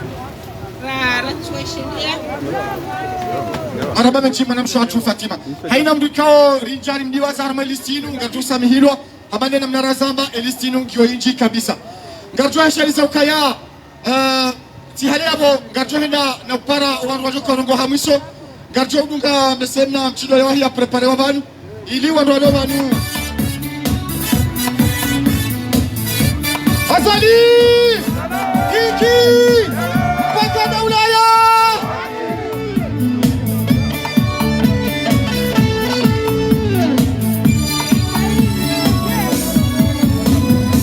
Ingizo za jerendo zambano kaziti na amani Gari rumila uno warigozao Sirikalize suparenize rigurusi wanati Ganashelezao imadana hatu ya liyo Kumili chao na muna mosa mkare ya mafinazo de la République Nane madamano richo hineratsahe ili manifeste le 17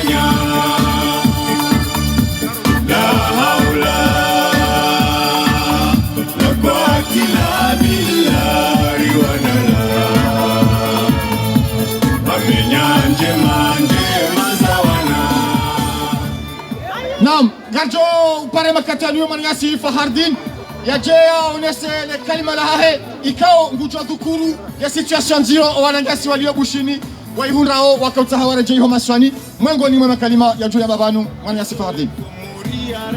Shukran. Assalamu alaikum wa rahmatullahi ta'ala wa barakatuh. Waliho si wadu waikayao Mwenyezi Mungu ajalia ngaranzi zao owenji kheri karjacho chabanu zile rahamada zinu likeka ritende rabushiria eze fami zaho na waikayao wende na ufuzu omtihani wa bakalorea niwembe Mwenyezi Mungu ya wasome zijo wafaye kamwa bente ya jalie watike jema fujari waikayao. Shukran. Ngwa inenti ya hatudelo ritauchua wanuandu wala usoma au wanuandu wala uhula diplomu tiburenti ya le shambani awengera ruombe Mwenyezi Mungu ya jalie hizo ya jo wasoma ziwafai zifayensi ya hatuweka mwa benti. Amina. Ikawa lazimu ikelelo wakomori wanti pia wajewa sherehi shasikarla wa uzamba ya uka vano zenzi ya gizo mbili haina wakati ya Qur'ani yoto dohamba mbili ngabwa khari ngabwa shari ngabwa wenda wangari ya azali wambao kazana bangore donro na bongo wajua izo arendao itongeza hamara ya mado o wakomori lelo haruma emnati mtiti wa hatu wafanyishiha hafla za timizi besenne haina wandu wabaki woho haukawaba ukana kutirongo wanatu wa uwe wafe urenge ezenkaba haina ntiwa ikayao yafakuenti haranganye mahakama basi yo uhanti wandu wako hamba yende makoshi ya azali abasa kabati mahakama komori na banu ekaleri jangar fete independence yabo fasira bari ka urumani wandu rijari range uhuru uhuru wari urenge hafikira haujitamka hamaesha riyeshi kibinadamu shakartu yeshi waruma wakomori wanaomba hilo abasainu warero waruma haina utina mali haina utomnafiki haina utimmezi katu yeshi komori ngabo wandu mwaudoa kenetizi azali mwembe nuko hidibwa watate lelo ngamchoko wana hanyu wede wasomo wanu wala hunu wa hundu exama wachofanya hazi hunu shawa chwanza wajua sayienti ya hao walo iho waranti yoze diplomu za hao kabala wa wasomo shantuwa mini mria joenda indeba kia some yende yane do mruma shabanu gari juwa wakaba nurika bonte gari kauja hunu ya uka mrujwa ukaba hanu wata hende hao nuka endare ngeba diplomu ya honjeri panya kopi ya uniskane nibale nisehula inde mana marendo wa rumanyi wenji sisi rikaucha banu waruma ausoni mareda ho la kilo balozi ile junda hunu parija riwonesi ya ukatasi rija sisi waruma wa mru na uo mamangaria uo mpeteo mtadamu uo maudungo to jamu lilieni o wabaki yarudia dozi na banyunjinyi mchihunde mangami habo habange makatiria bayanu nyima cha makauzina makati marumbuweze kangaya mangalele jeshi wa ikayao kalituchwa roli ya halu samba usikwachana ukana ile jeshi la Komori besele lode usiku niko uone hala uka aribanu kasina jeshi shajeshi labidi lidifayenti libirilie eze limiti libirilie eze njema eze mumtalakati za henti ngwafanya contrary ekeri njilwa wa utawa wende wa wananyao wafungu wa wananyao kamona usili wa basainu mwede mkatila nyilo siri chabanu jerma bieni ya ukana si wahuri riumba wahuri ni Mwenyezi Mungu Subhanahu wa Ta'ala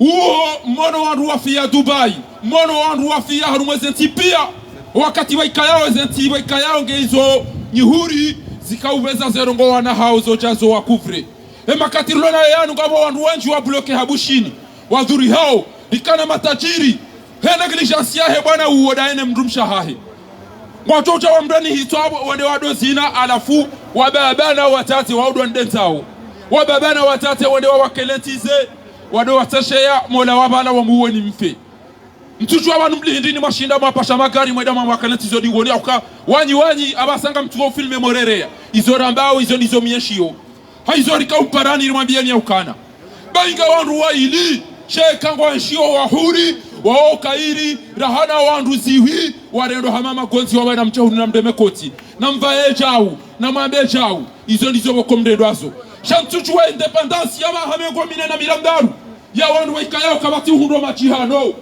kamtuhunda shahula mahala kamtu kawa wade mahunda na pitali ya mangaliani kamtu soma nyoti pia zemali za Komori haruma unano haruma msomo haruma matembezi embarongo wandu wafikirio Komori deke mru hafu ele pinale de lati wa Komori yode mbarongo mratugo usi wa Komori shawantu ya some do wonte owantu ya tae unono do wonte owantu ya tebe do wonte owantu ya fanya commerce do wonte geba asalida wena habari kuchari wakoba numliga na nyowa ili ebanu kapara wa Komori mwede mafete independence sidayi wanduwa wahara wazozoea uambira unafiki baore makoti na sgelekele si waruma wa mndunga si wahuri garambao izori onao garambao izori fikirio hata lelo nyoti pia mala wema toa sababu ya mbabawa ya kuhu ya mafiti na waya hajaba kwa tushino ikonserve maonesa ukana shinti shahula shakabidi shirwani wanadamu ewa imna shia wankuhu entangio yenye kudu embidingi ya tintanu mekamtona kanga mdiso usumu izo pia kamtusubuti mazamba chamwede mkati kamdema ukoti almuradinga shuguri yao emijia hema watonia ya chitoa suko leo yamba ukana ngasi wahuri ngalifanya ufete ebo wafanya wanede ewa mufti wedo wa misoni hurongo sawan ya ukaa upashia wade ufanya baada maha ikaulazimu warejei urumie izo surati tauba ya hamba ukana wama kana limu'minina liyamfiru kafa haina mahala bala maislamu gabidio bala wewandu wande wasomi falawla nafara min kulli firqatan minhum ta'ifatan liyatafaqahu fi din waliyundiru qawmahum idha raja'u ilayhim la'allahum yahdharun ekawade wasomo wacha basi wa unongonea wa uja wadonga ukana hadha halalun wa hadha haram tikamba mufti wa hacha ngabo mufu bwaza ebanu huwa wandu wanongozino bwazali ebanu huwa bango chukaunika wandu hasini ujuwa bongo tuwafumana watu hazini Ebanu habango tukafanya uadilifu wanatumwa viole wao ufungu wao ndio stobiezo pia chamade ukati dawo na ngore umokoti bawala wadungo enda wangamizwa na shoha hao no hibale diwane mituzi na dhahabu wale wavazwa kaki totwa zila wazirondo wadahubi watangwa mzingilia wao nina ufanye sinema wa uketi udete hadao na mdamadu wao wale warisoma ya ukana wakati nazala alaikum fil kitabi an idha sami'tum hakika Mwenyezi Mungu amba kamishi ya tabia mbi haumisha hizo Mwenyezi Mungu ya ziara zange zambao fala taqudu ba'da dhikra nduzi yake wa haraya ndutamisione ule mengu kamila ina mdu weka yao handa atafanya ndongo haraya basi ndutamisione esabari bato mdudanyi utamisione esabari utowambia ufanya cha Sayyid Kamali ngamtokaza na bekana. Je pense que les gens de la préfecture sont là.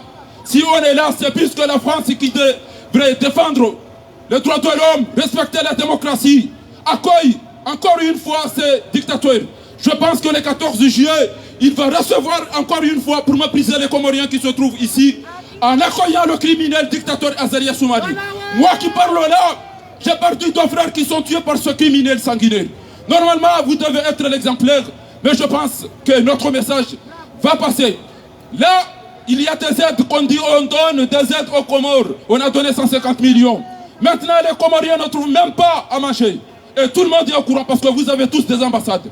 وكمل كلامي لأقول جميع الدول العربية أننا نحن الآن في أمام سفارة جزر القمر بباريس ونقول أن الآن في مشكلة كبيرة في جزر القمر لأن هناك لم يجد شيئا للطعام ولا الماء ولا الدراسة ولا المحكمة وأنتم تقولون دائما أنكم تساعدون جزر القمر. مساعدات أين هذه المساعدات؟ Où sont passées vos aides؟ مساعدتكم دعم مباشرة إلى هذا المجرم السفاه القاتل Othman Ghazali.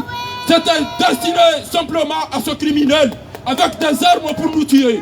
Et c'est la raison pour laquelle on n'a pas trouvé une salle, on est venu ici montrer ce qui est ce criminel qu'on ne va jamais lâcher l'affaire. On est là jusqu'à ce qu'on aura l'état de droit. لن نسامحكم لأي حاكم يساعد هذا المجرم ونقول بقى أولى وشكرا. مرحبا من شي من ياسي أستاذ مهدين غردونا كوبيا غردونا كوبيا ومسواه فرتي هاتينو لeo wakimanga mtokaya insha Allah يكون بيري جاو place de la République gajowana continue kao garjihudumo na bana majipana mana wa imma na katiano abongor jota hayo futi jao fumbiri jao haina mna baina bao na shikomo ya hae ili tukuze usiku takazumba wetu na wewe tokaya gabuga ona jimbo na mazuki watu wa asaki ikawa makati yao wakawania Komori jamana wasi wanashimao iwania ya Komori abongwe na kuge na jimbo na asaki tokaya wawania Komori siruza disara muhare na surtout za disara ya diaspora kijihura hudu Faransa wasotani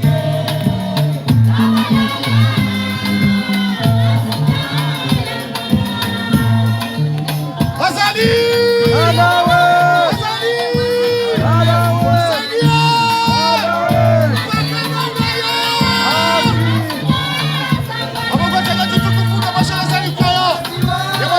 Ader, ikaw kami na kinasabag mo sino, haniwasin nila ng Muhammad, siya ang kaya, uliwan sa isang programo, buli-buliwan ni Timisi, daya mo hanggang makakamula, ako ko ng jumlaya sa haniwasili, harima ang gaswa-gashi.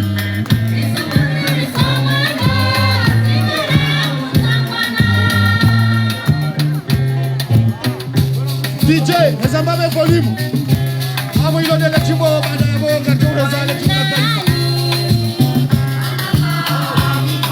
Namtegele hunu kiribini natipia. Namtegele hunu natipia. Darwano. Anana mapesa wana yasinaona chibona hema katia maona asaki.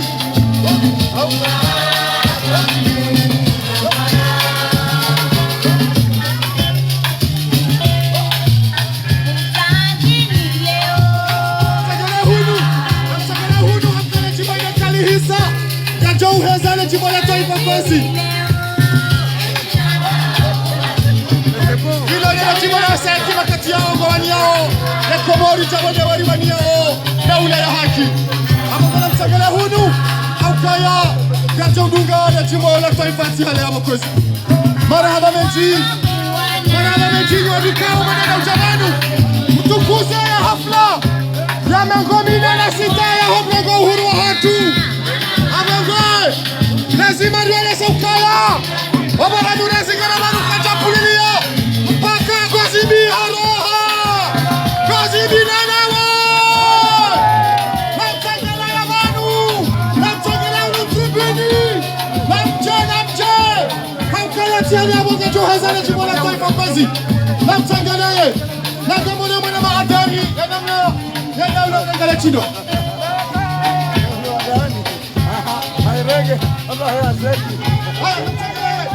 namtangele kwesi jori hazele jimbo la taifa Mkozi namtangele ngati pia watibakisha mrubadi ya makameramani ho swali ho Mkozi namja hunu pia hakaya yinu furaha vijabanu ritimizi ya furaha ya hatu dai sharmandiani ukaya leo 11 garhondano place de la République rende na hutimizi ya mahafali ya niswa leo abongwe Maniasi DJ Gojoli Tiniale jimbo la taifa be shangardi juwao shangaranza ulidunganya nela chindo na swala nyasi mloneze kamera na monese ukai collective ya pari ya daula ya haki wa juha wa jarifati sote pia ye anniversaire si pepeza nani uko sipia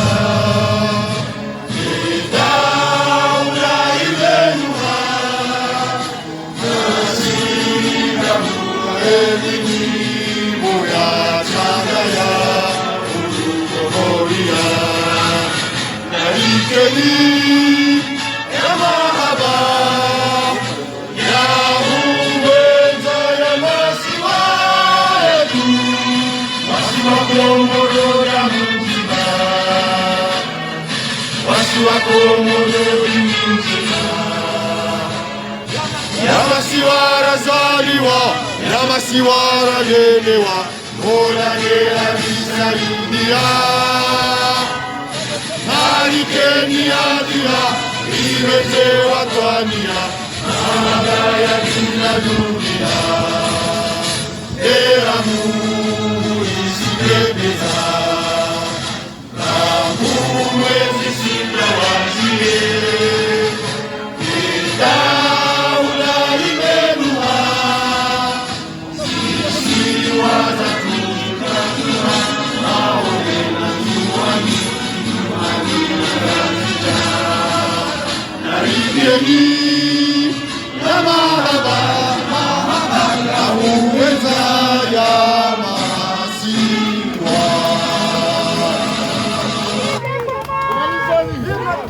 Elali swali bon kalja preparewa nariliheze Ungwana ngasinu Siwa Komori masiwa mane Maore nzuani mwali ngazija Asipianga sinizora zamani Imaulozi haziza mihono Zinu harima mtanganyiho Wani azatu Zinu harima mtanganyiho Wani azatu Ijito wafidia Ziwanie mipaka ya Komori Dari magati arisi wanati wa Komori Lazima liteze damu lisipote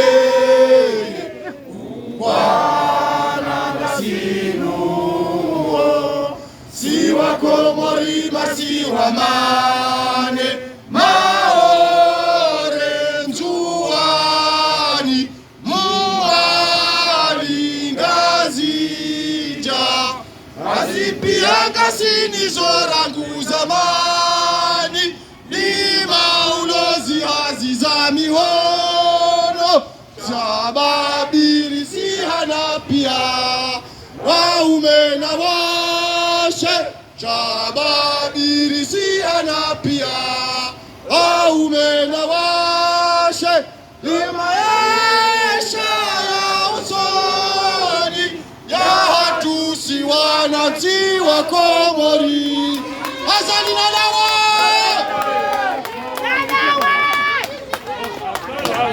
Certaines manifestations hatu ngamtengele ministre de la défense, amtengele ministre de la défense. Si par ça ministre de la défense de la sécurité intérieure, ouais serikali ya liberali ya mheshimiwa Ziko. Mwanama ministre de la défense et de la sécurité intérieure, parmi serikali ya Ziko. Ya Yusuf Mahazi di Ziko. Ya diskuru ya Azali. Ya fait de l'indépendance ya lelo ekakuja ishianga mwambio awe kama ishia munambie ukaya Azali yako fete lelo chimundu andu apesandu majana maili waire waze carte d'invitation chate no ngala tundo wa Komori kami wakambeni barme fete ya hiyo ya region mame wakaiho ya region ya he Tandaya wakantujini ya region he Bambao wakaya ukazi. Donc avoir Azali adundwa eke yeze diskuru ya kauza mbabala na ili waone tetia eungo ihunu kwa tafsiri ni Madame ambassadeur Nokaya inunde fête nationale de l'indépendance ya Comores na marenge uhuru hapo en 75 mbukaja una discours ya chef d'état shamdogono discours ya rebel na rebeli ekangrongo bongwa hilenza eurongo waila namna ya kirebel eurongo waila namna ya kipreneur total namna ukaya utambia shangaze uandikao ndo hawaringe otai yele maana ikao wandu wakaya wandu wakapata l'indépendance kwa jeshi ya diskuru ikao ikakutekelea shawaishi ya mrikao azoea ufanya zitondo za kipeu ajihundo harima wakati ikao wenye erenga otai wajuha wa mambeza hokaya wakati wao wakazakifu rasomwezi wa wame wakati lo nunu karitana no gotolo kangari pangao namna ya urecuperence ya